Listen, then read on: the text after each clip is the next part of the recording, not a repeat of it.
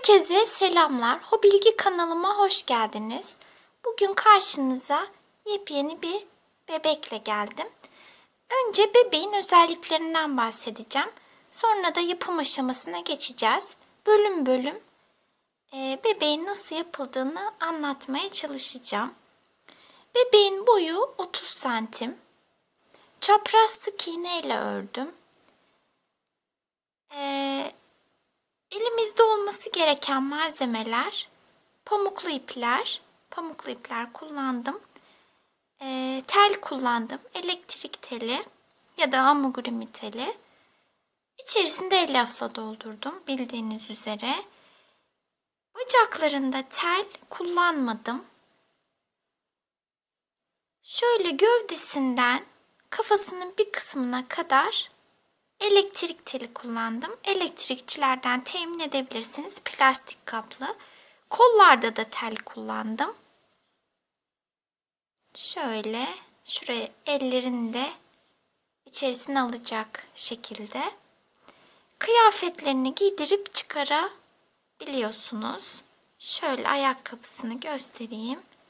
Şurada düğmesi var.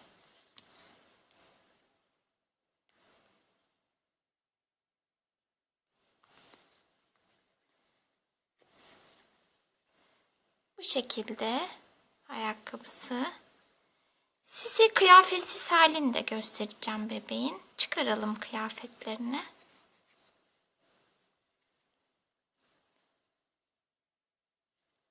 Ceketini de çıkarabiliyoruz. Şöyle. Ceketini de göstereyim.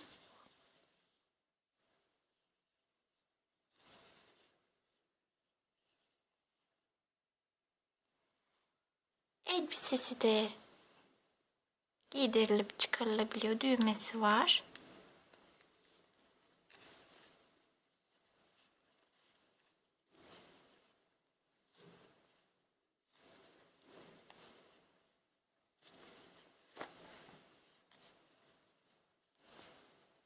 Bebeğimiz de bu şekilde. Şöyle.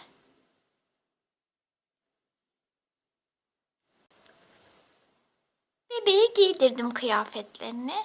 Şöyle bir kere daha kıyafetli size göstermek istiyorum. Ayakkabıları, ceketi.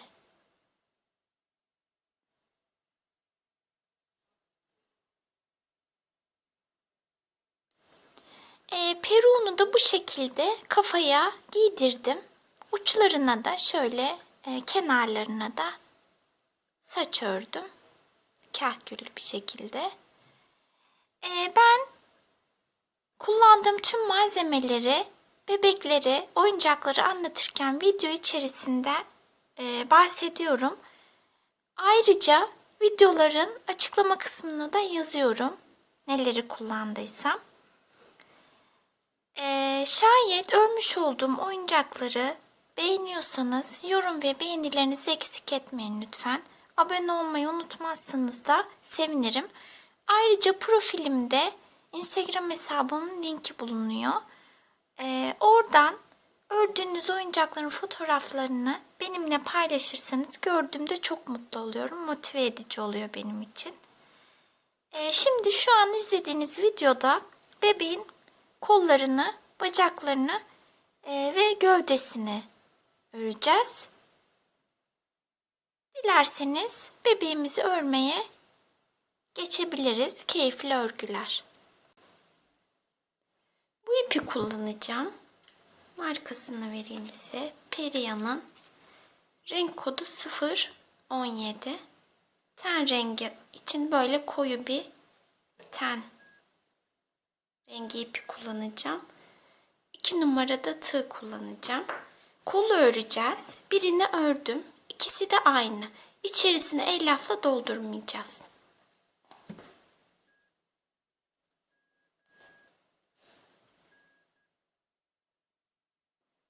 Sihirli halkayla başlıyoruz. Halkanın içerisine 6 sık iğne örelim. 1 2 3, 4, 5, 6. Şu kısa ipi çekiyorum.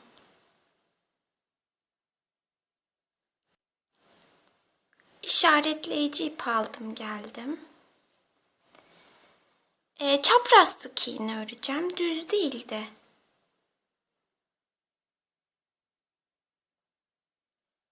Bir sık iğne öreceğim.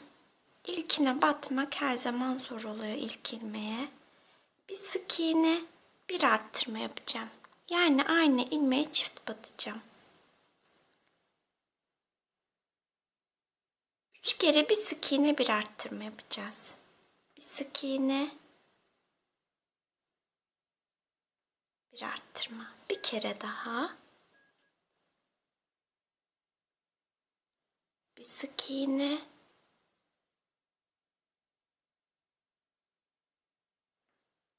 bir arttırma. Sayım 9 oldu.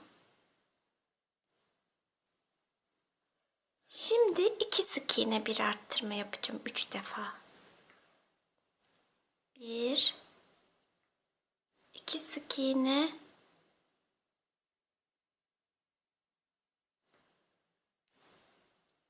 bir arttırma.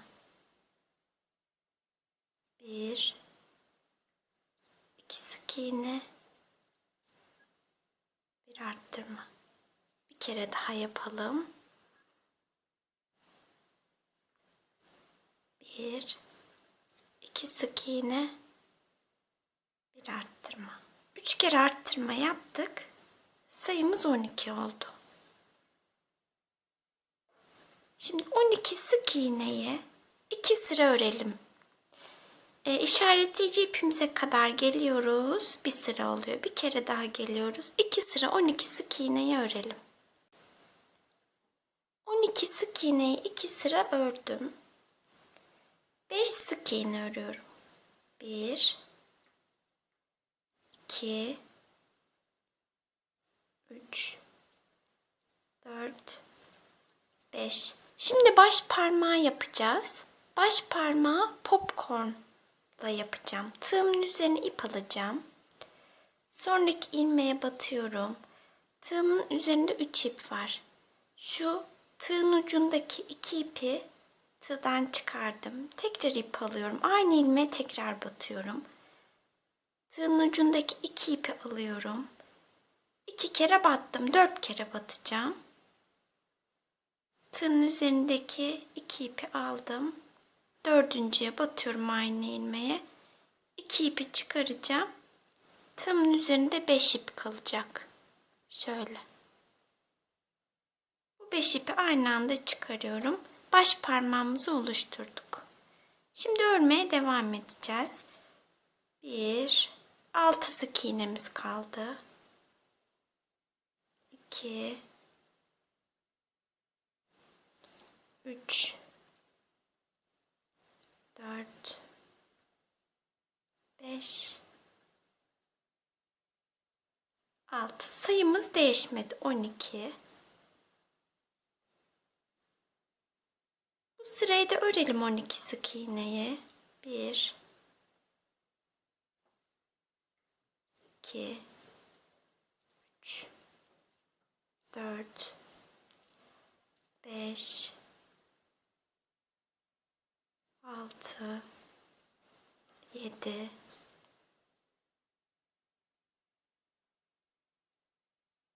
8, 9, 10, 11, 12. Bir sık iğne öreceğim. Şimdi azaltma yapacağım.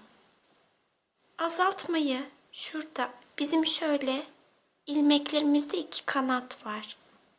Bir ön kanat, bunlara da filo diyoruz. Bir de arka kanat, bilo diyoruz. Şu ön kanatlardan, filolardan alıyorum, ikisini aynı anda tığdan çıkarıyorum. Azaltma yaptım. Bir sık iğne, bir azaltmayı 4 kere yapacağız. Bir kere yaptık. Bir sık iğne,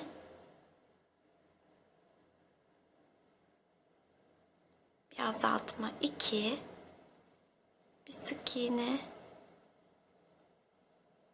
bir azaltma 3, bir sık iğne,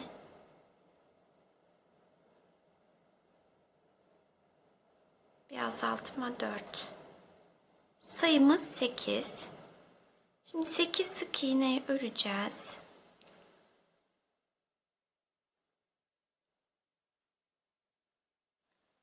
1, 2, 3, 4, 5, 6, 7, 8. Şimdi 3 sık iğne örüyorum. 1, 2, 3. Bir arttırma yapacağım. Bir kere daha yapacağım 3 sık iğne bir arttırmayı. 1, 3 sık iğne bir arttırmayı 2 kere ördüm. Sayım 10 oldu. 10 sık iğneyi artık kol boyunca öreceğiz. 18 sıra 10 sık iğneyi örelim, kolumuzu bitirelim. 10 sık iğneyi 18 sıra ördüm. Bir zincir çekiyorum, ipimi kesiyorum.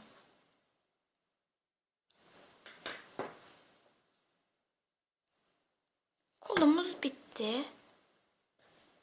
Şöyle kollarımız. Şunlar baş parmaklar, popcorn yaptıklarımız. Şimdi bacakları örelim. Önce sol bacağı öreceğim.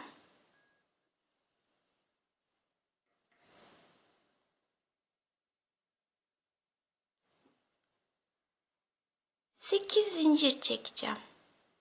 1, 2, 3, 4, 5, 6, 7, 8 zincir çektim. İkinci zincire arttırma yapıyorum. Bir tane arttırma yaptım. 5 sık iğne örüyorum. 1, 2,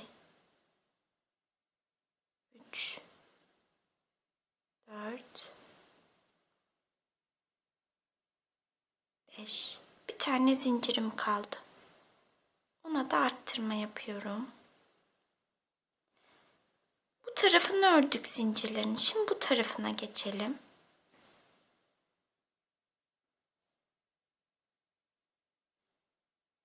Altı sık iğne örüyorum. 1, 2,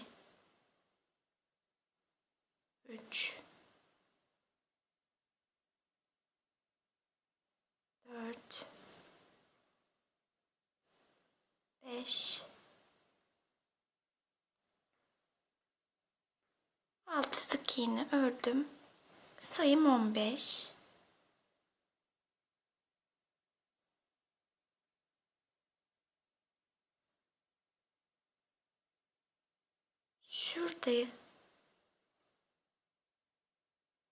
Şurada kaldı ilk sık iğnem. Onu atlamayalım. Şu. İlkine batmak zor oluyor biraz. Arttırma yapacağım. Çift batacağım. Bir arttırma yaptım. Buna da arttırma yapacağım. 2 tane arttırma yaptım peş peşe. 4 sık iğne örüyorum. 1, 2, 3, 4. Şimdi 4 tane arttırma yapacağım. 1,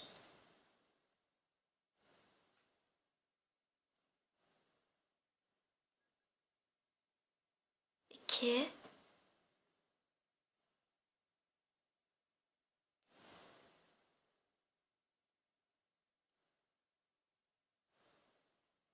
3, 4 arttırma yaptım. 5 sık iğnem kaldı. Onları öreceğim. 1 2 3 4 5. Sayım 19 oldu.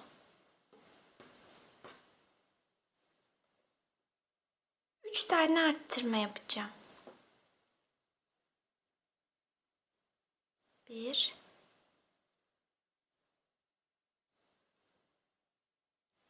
2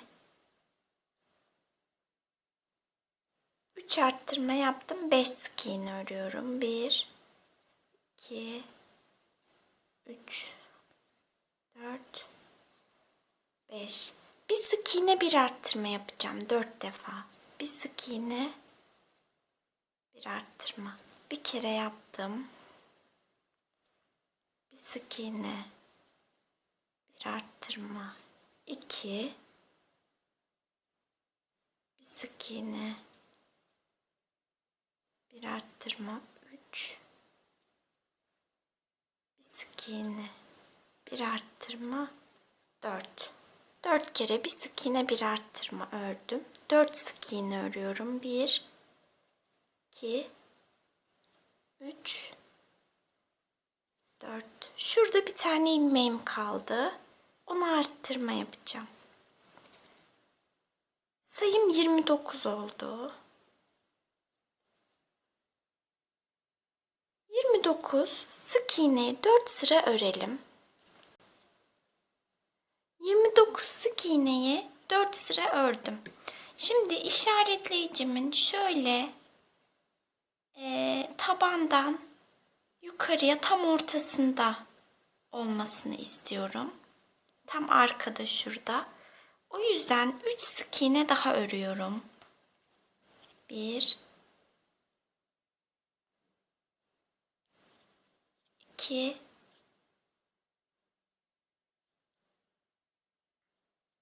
3 sık iğne ördüm. İşaretleyicimin yerini değiştiriyorum. Yeni yeri burası artık.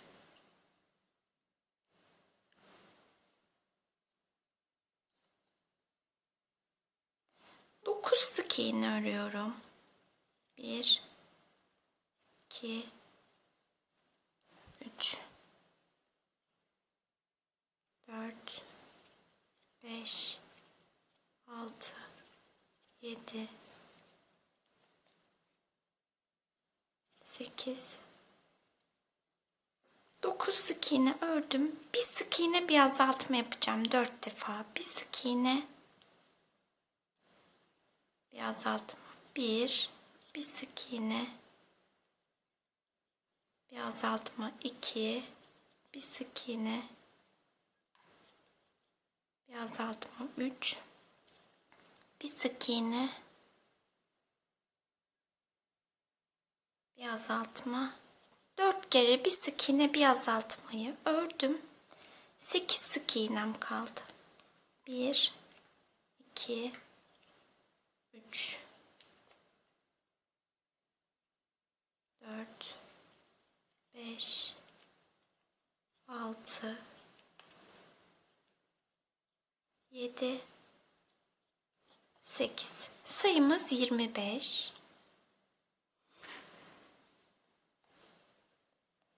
7 sık iğne örüyorum. 1 2 3 4 5 6 7 sık iğne ördüm. Bir sık iğne bir azaltmaya yapacağım yine 4 defa. Bir sık iğne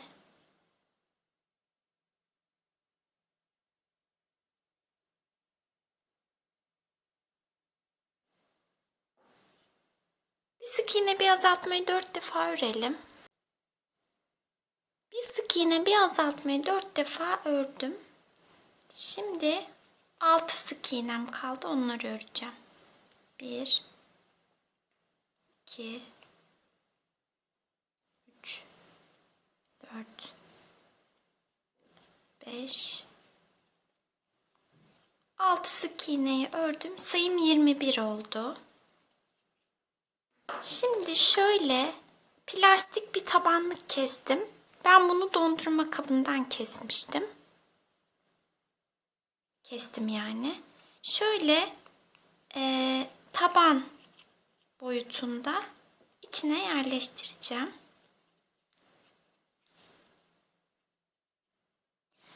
İçini de elyafla dolduracağım. Elyafla doldurunca çıkmayacak zaten.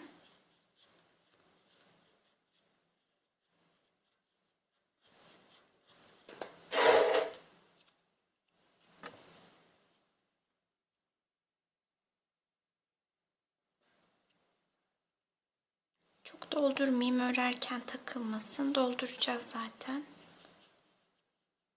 Şu öne doğru iteyim. Azaltmalarımıza devam ediyoruz. 7 sık iğne örüyorum.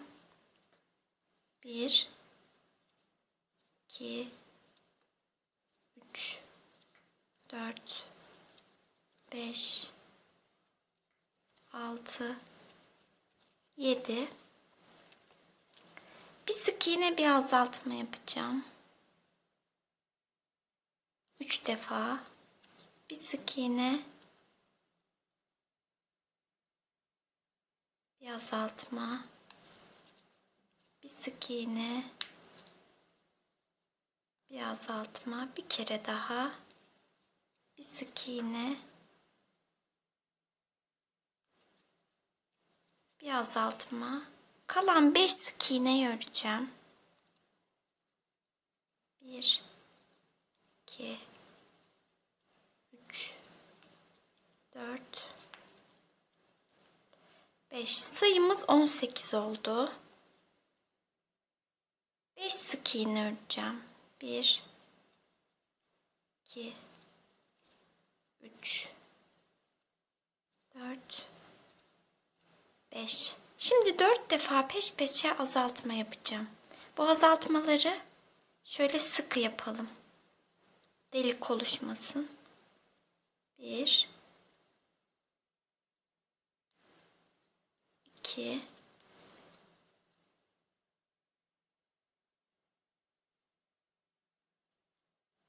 3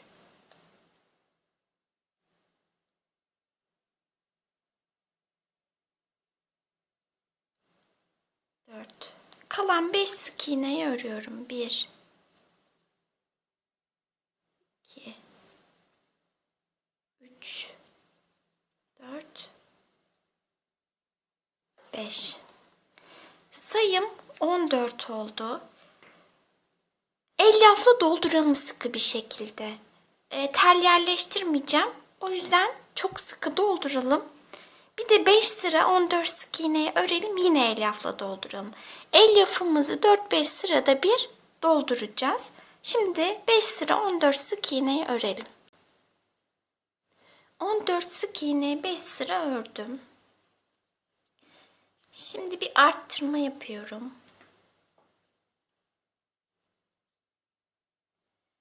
13 sık iğne örüyorum. 1 2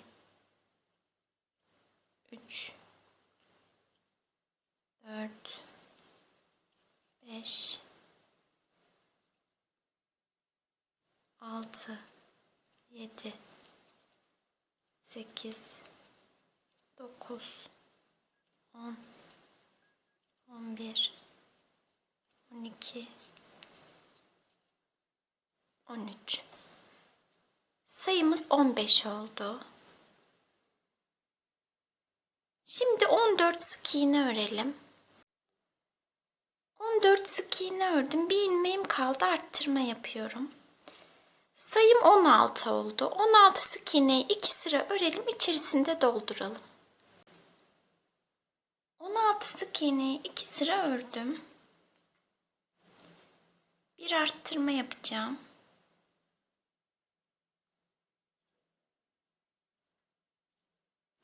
Kalan sık iğnelerimi örüyorum.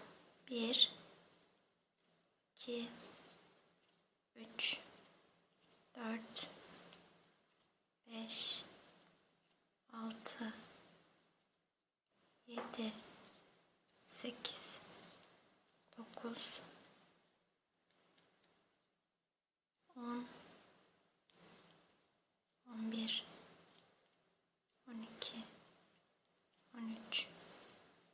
14, 15. Sayım 17 oldu. 4 sıra 17 sık iğneyi örelim, içerisinde dolduralım. 17 sık iğneyi 4 sıra ördüm. Şimdi 4 sık iğne örüyorum. 1, 2, 3, 4. Bir azaltıyorum.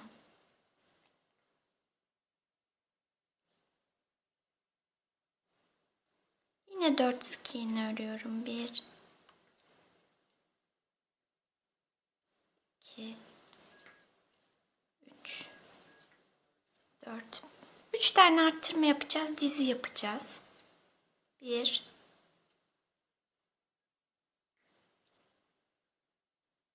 2, 3. Bir sık iğne örüyorum. Bir azaltma yapıyorum. Bir sık iğne örüyorum. Sayım 18 oldu. Şurada diz oluşacak. Tam ortada olmuyor diz. Biraz içeri doğru eğimli oluyor. 18 sık iğneyi bir sıra örelim. 18 sık iğneyi ördüm. 4 sık iğne örüyorum. 1, 2, 3, 4. Bir arttırma yapıyorum. 4 sık iğne örüyorum. 1, 2, 3, 4. 3 tane azaltma yapacağım. 1,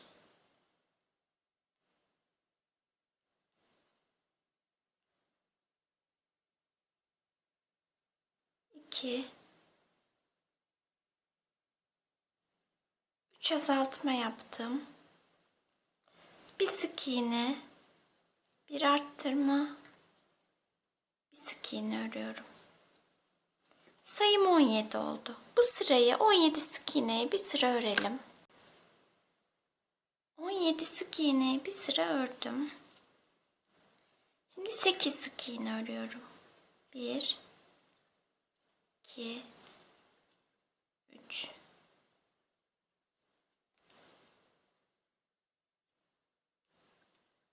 4, 5, 6, 7, 8 sık iğne ördüm. Bir arttırma yapıyorum. 6 sık iğne örüyorum. 1, 2, 3, 4, 5, 6. Bir arttırma yapıyorum. Bir sık iğnem kaldı. Onu örüyorum. Bir sık iğne ördüm. Sayım 19 oldu. 2 sıra 19 sık iğneyi örelim. 19 sık iğneyi 2 sıra ördüm. Şimdi 9 sık iğne öreceğim. 1, 2, 3, 4, 5, 6, 7, 8, 9. Bir arttırıyorum. Yine 9 sık iğne örüyorum. 1, 2, 3, 4, 5, 6, 7, 8, 9. Sayım 20 oldu. 2 sıra 20 sık iğneyi örelim. 2 sıra 20 sık iğneyi ördüm. Son ilmeğimden iplerimi çıkarmadım. Beyaz ipe geçeceğiz. İç çamaşırı yapacağım. Şöyle. Şu başta biraz ip bırakıyorum. Ten rengi iple birbirine düğümleyip sabitleyeceğim.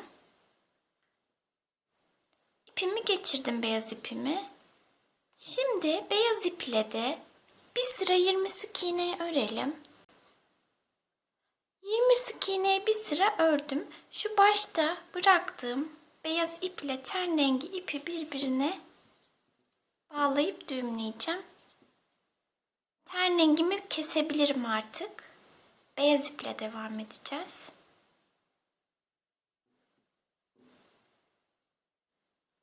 Bunu tüm renk geçişlerinde yapın mutlaka. Sökülmesin iplerimiz. Şimdi bunları keselim.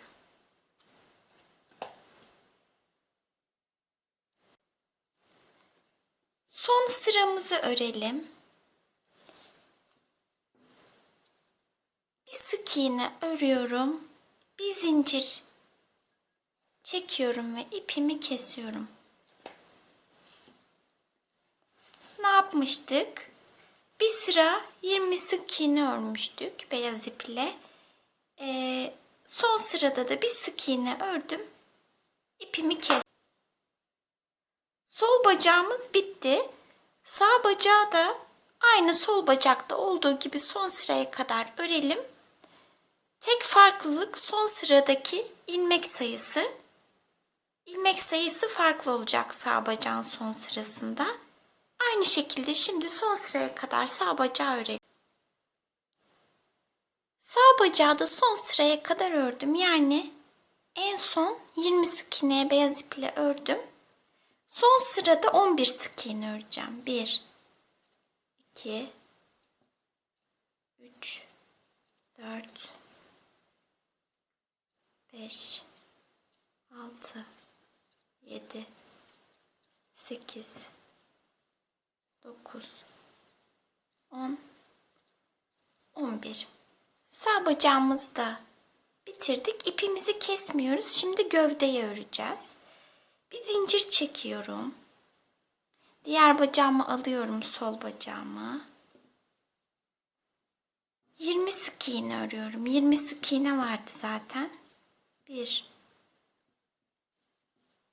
2, 3, 4, 5, 6, 7, 8, 9, 10, 11, 12, 13, 14, 15, 16, 17, 18, 19,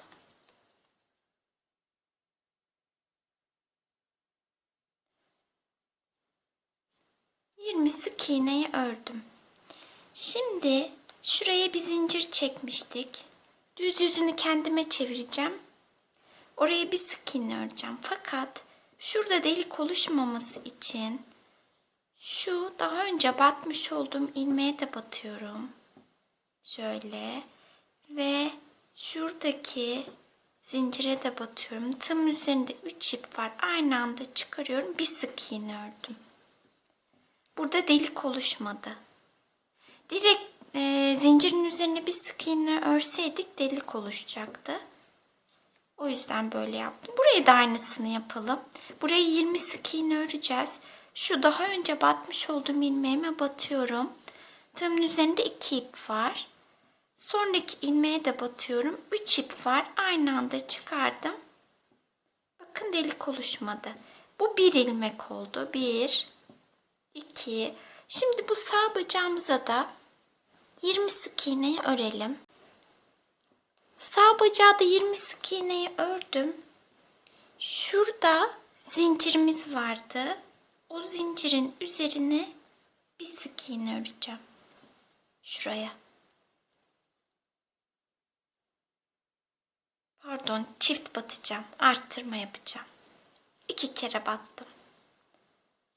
Şurada ipim mi kaçtı acaba?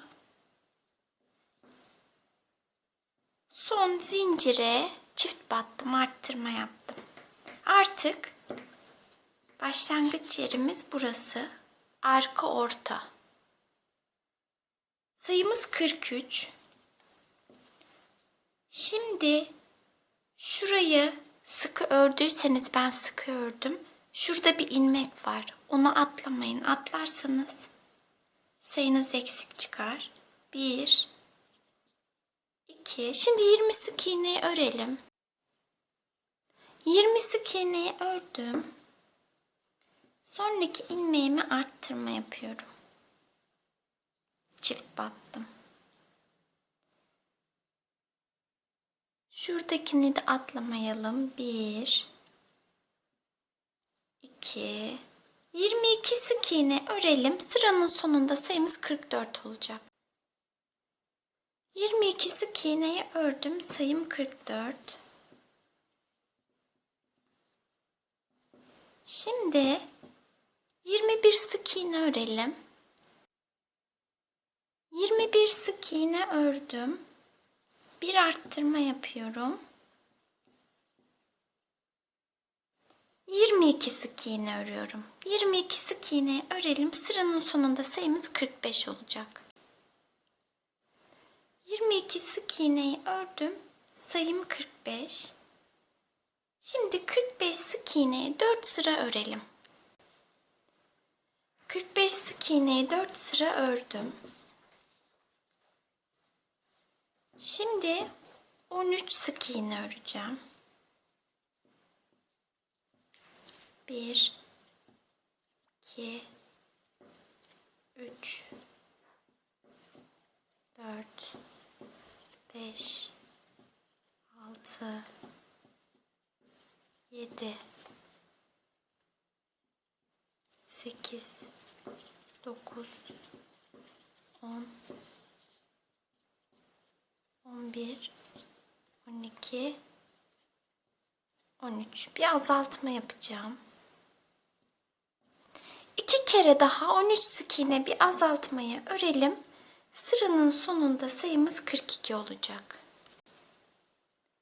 13 sık iğne bir azaltmayı 2 kere daha ördüm. Sayım 42. Şimdi 42 sık iğneye bir sıra örelim. 42 sık iğneye bir sıra ördüm. 6 sık iğne örelim. 1, 2, 3, 4, 5, 6.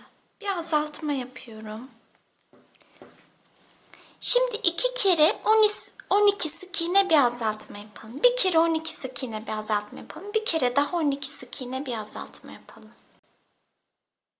2 kere 12 sık iğne bir azaltma yaptım. 6 ilmeğim kaldı. Onları örüyorum. 1, 2, 3, 4, 5, 6. Sayım 39 oldu. Tığımın üzerinden iplerimi çıkarmıyorum. Ten rengi ipe geçeceğim. Başta biraz ip bırakıyorum. Sabitleyeceğiz, düğümleyeceğiz. Renk geçişlerini de düğümleyelim demiştim.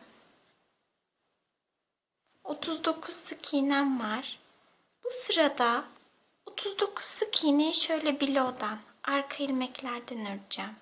Şöyle arkalardan. Bilow'dan bir sıra 39 sık iğneyi örelim. Bilow'dan bir sıra 39 sık iğneyi ördüm. Şimdi her iki kanadı da alarak öreceğim. Düz bir şekilde yani 39 sık iğneyi bir sıra örelim. 39 sık iğneyi bir sıra ördüm. 11 sık iğne örüyorum. 1, 2, 3, 4, 5, 6, 7, 8, 9, 10, 11. Bir azaltma yapacağım. Bu 11 sık iğne bir azaltmayı 2 kere daha örelim. Sıranın sonunda sayımız 36 olacak. 11 sık iğne bir azaltmayı 2 kere daha ördüm. Sayım 36. 36 sık iğne 2 sıra örelim. İçerisinde elyafla dolduralım. 36 sık iğneyi 2 sıra ördüm. Şimdi 5 sık iğne örüyorum. 1 2 3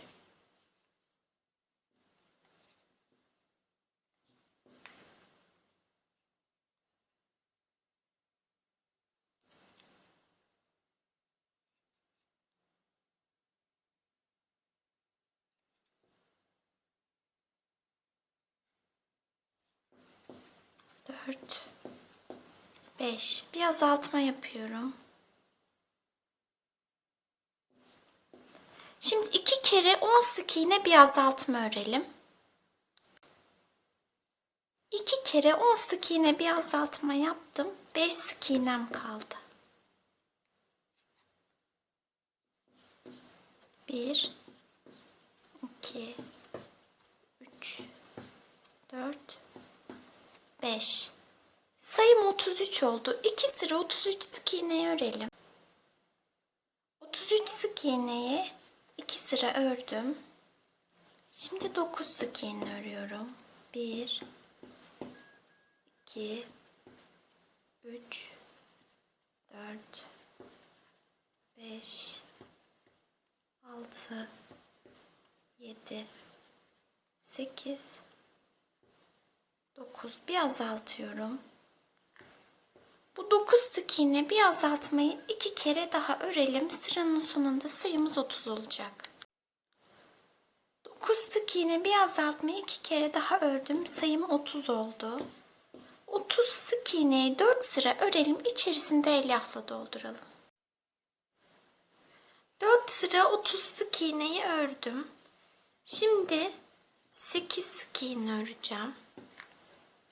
1 2 3 4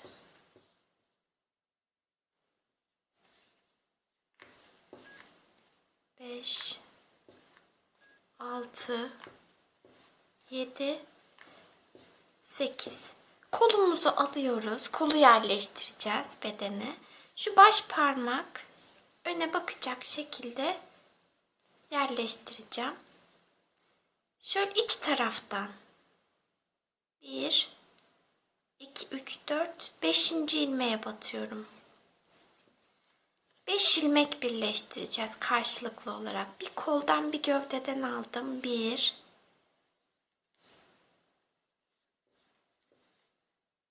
2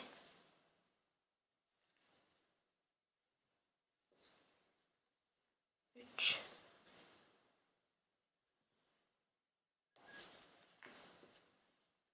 4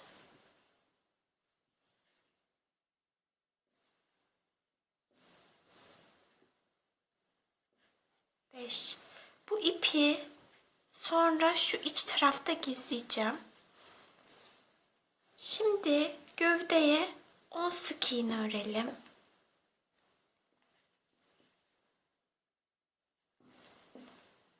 Bir, iki, üç, dört, beş, altı, yedi, 8 9 10. Diğer kolu alalım.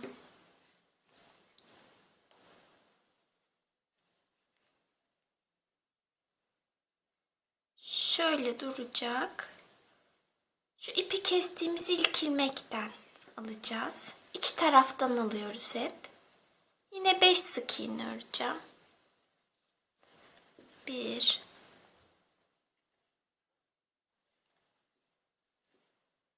2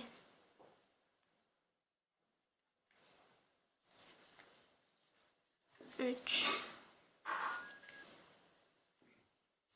4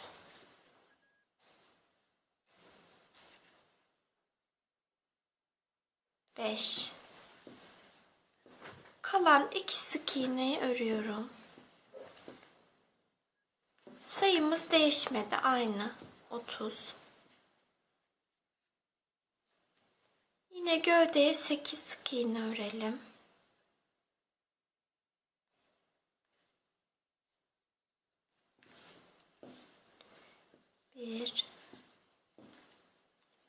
2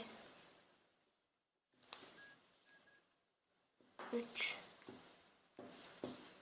4 5 6 7 8. Kola yine 5 sık iğne örüyorum. Şuraya battım, o yüzden buna batıyorum. 1 2 3 4 5.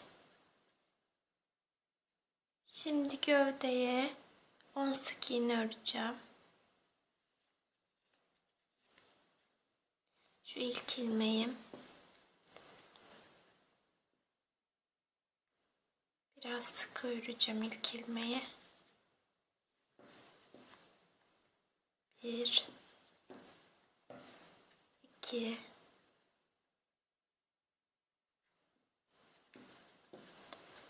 3 4 5 6 7 8 9 10.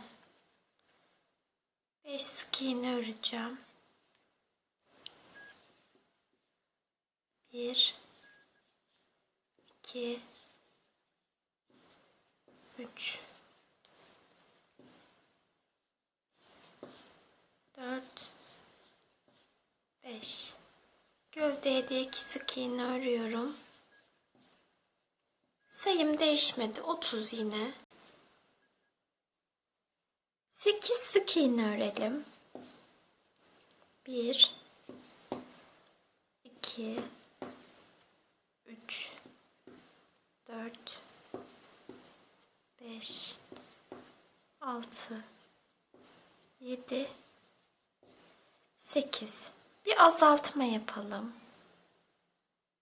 8 değil de 7 sık iğne örelim. 7 sık iğne, bir azaltma yapalım. 1 2 18 sık iğne örelim.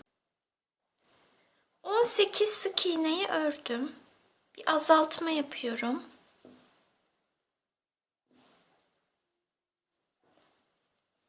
Kalan bir sık iğneyi örüyorum. Azaltma yaptığımız için 2 kere sayımız 28 oldu. 12 sık iğne örelim. 1 2 3 4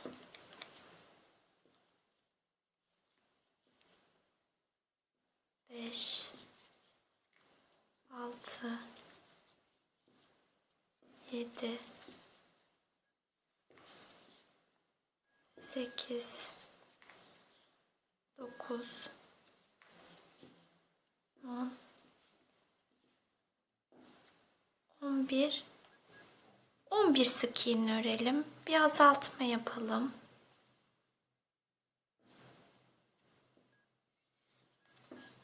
1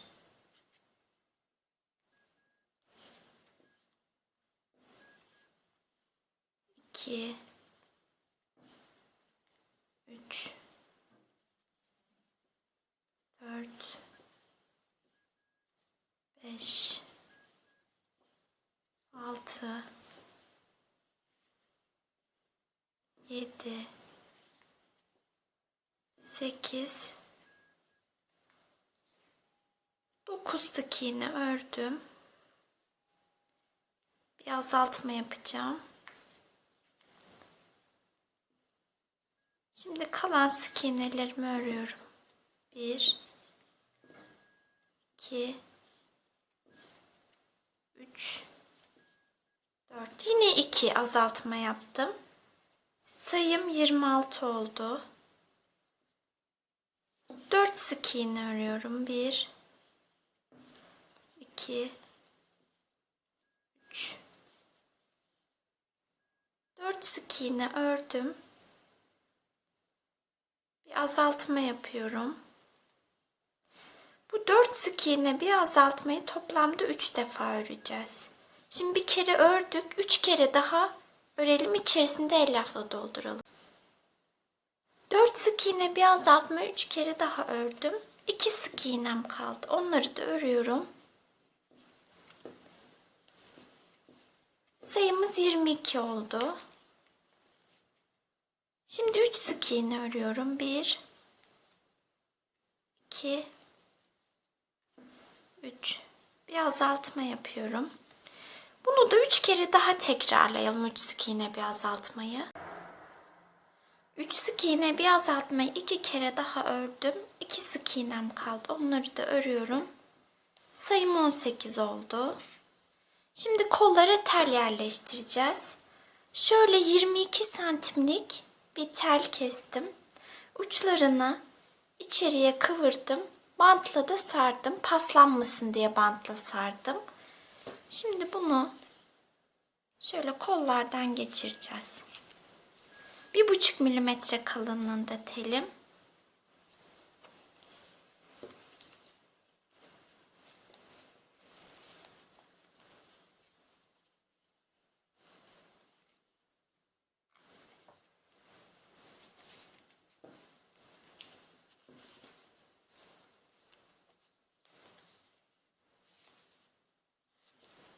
Şöyle ellerde de olacak.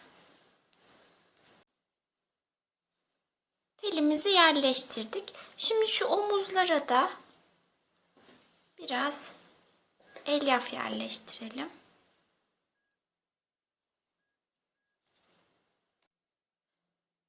Gövdeye de tel yerleştireceğim. Gövdeden kafada dahil bu tel uzanacak.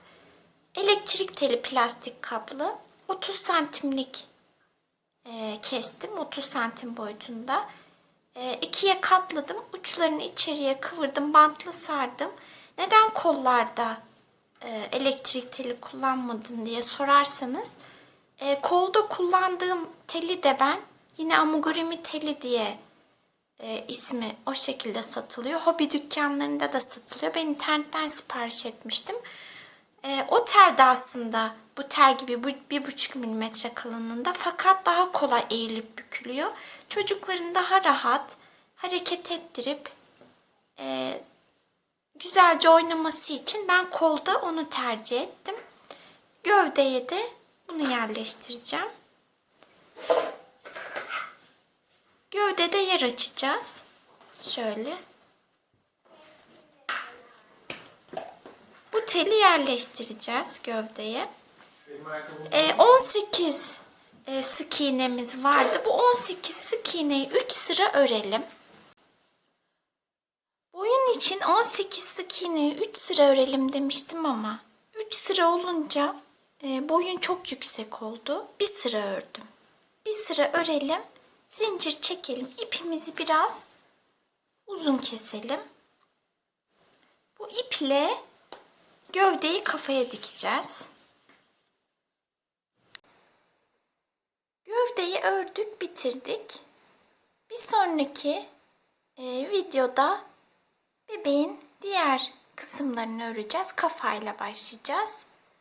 Bu bölümde kolları, bacakları ve gövdeyi ördük. Beni izlediğiniz için teşekkür ederim.